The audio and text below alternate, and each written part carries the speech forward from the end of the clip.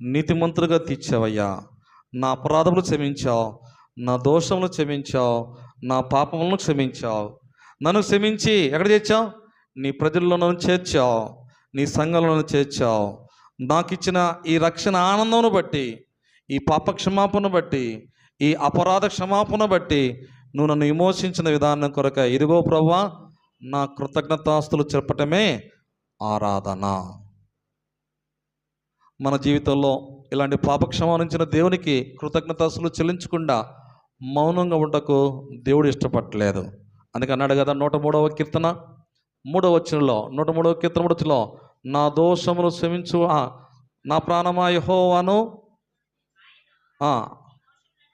ఆయన నీ దోషములన్నింటినీ క్షమించువాడు, నీ సంకటములన్నీ కుదుర్చువాడు, సమాధిలో నుండి నీ ప్రాణమును విమోచించాడు. 3